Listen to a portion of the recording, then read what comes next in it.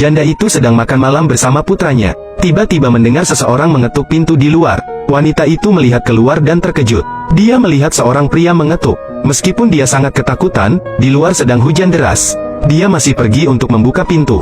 "Maaf, aku tersesat. Bisakah Nyonya mengizinkan saya menginap satu malam di bawah atap?" Wanita itu memandang pria itu dengan ketakutan. Setuju untuk membiarkan dia tinggal di gudang selama satu malam. Setelah mengajak pria itu ke sana, wanita itu segera masuk ke dalam rumah dan mengunci pintu. Kemudian suruh anaknya untuk sembunyikan semua pisau dan kapak di rumah.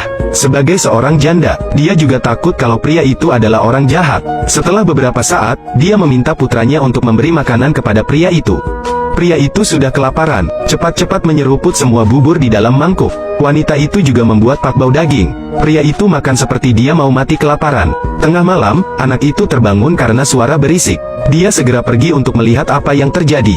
Ternyata induk sapi sedang melahirkan. Pria itu dan ibunya sedang bantunya melahirkan bayinya. Keesokan paginya wanita itu memanggil anaknya untuk datang melihat anak sapi tersebut.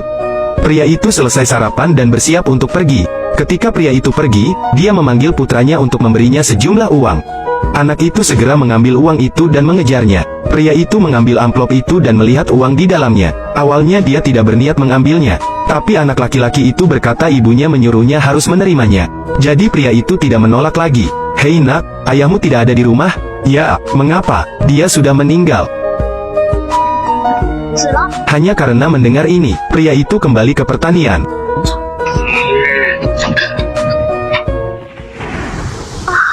"Adalah kamu." Pria itu mengatakan ada sesuatu yang ingin dia sampaikan padanya. Dia bertanya ada apa, katakan secara langsung. Pria itu bilang, bisakah dia bisa tinggal di pertanian untuk bekerja? Kebetulan dia bilang dia sering membutuhkan pembantu, tapi dia tidak mampu membayar gaji yang tinggi. "Kamu dapat mempertimbangkan gaji berapapun yang kamu inginkan.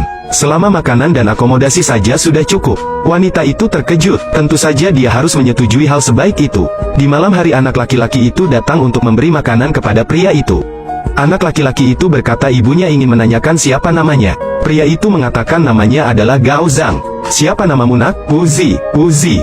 Pria itu juga mengetahui dari mulut Wuzi bahwa nama ibunya adalah Hui. Sambil makan, Hui mengingatkan Wuzi untuk memperhatikan Gao Zhang. Jika Gao Zhang mempunyai niat jahat, dia harus memberitahunya.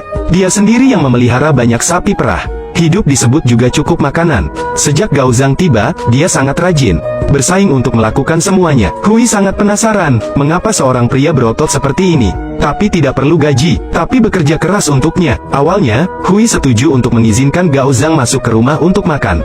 Tapi Gao Zhang tidak mau makan bersama mereka. Hui hanya bisa terus menyuruh putranya untuk membawakannya makanan. Hui mengajari Gao Zhang menggunakan mesin di pertanian.